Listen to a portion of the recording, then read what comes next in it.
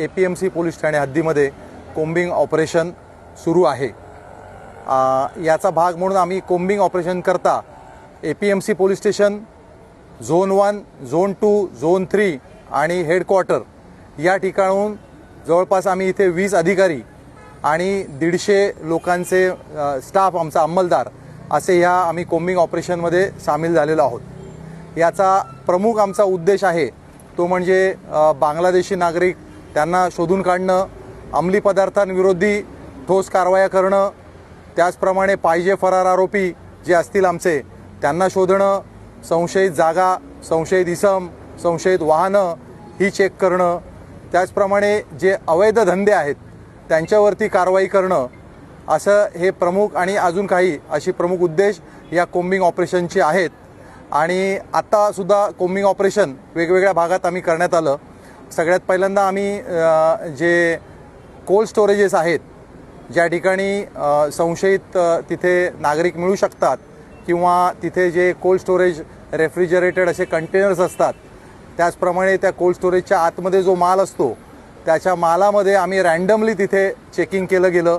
तिथे काही आम्हाला आक्षेपार्ह मिळतं आहे काय, कुठला अंमली पदार्थ वगैरे मिळत आहेत काय, त्याचा आम्ही तपास केला। त्याचप्रमाणे त्या ठिकाणी जो बऱ्याच वेळेला तिथे परराज्यातून आलेले जे लोक असतात त्यांच्या तिथे नागरिकत्वाची तपासणी करण्यात आली।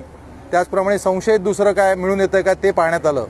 त्याचप्रमाणे जी झोपडपट्टी आहे ते ग्रीन पार्कच्या जवळची ती मोठी झोपडपट्टी APMC पोलिसांच्या हद्दीमध्ये आहे। तिथे सुद्धा आमचे जे आरोपी आहेत, पाहिजे फरारी, त्याचप्रमाणे सराईत जे आमचे जे रेकॉर्डवरचे गुन्हेगार आहेत त्यांची तपासणी करण्यात आली। असं ह्या प्रकारचं अभियान आमचं सुरू आहे। या अभियानाच्या दरम्यान आत्तापर्यंत आम्ही एका ठिकाणी एक नायजेरियन नागरिक त्याला अटक करण्यात आली। त्याच्याकडून म्हणजे त्याचं किंग फिडेलिस असं त्याचं नाव आहे आणि त्याच्याकडून 10 ग्रॅम कोकेन ज्याची आंतरराष्ट्रीय बाजारामध्ये सुमारे 2.5 लाख अशी किंमत आहे ते आम्ही जप्त करण्यात आलेलं आहे। त्याचप्रमाणे एक नजमुल शेख नावाचा आरोपी जो आहे त्याला पकडून त्याच्याकडून एक देशी बनावटीचं रिव्हॉल्वर आणि एक जिवंत कारतूस असं एक जप्त करण्यात आलेलं आहे।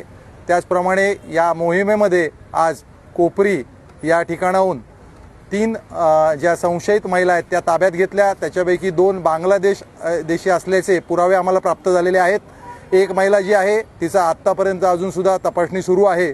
त्याचप्रमाणे आम्ही गुटखा विक्री करणारे, दारू विक्री करणारे, सराईत गुन्हेगार असे मोठी कारवाई सध्या सुरू आहे। हे अभियान आमचं उशिरापर्यंत सुरू असणार आहे।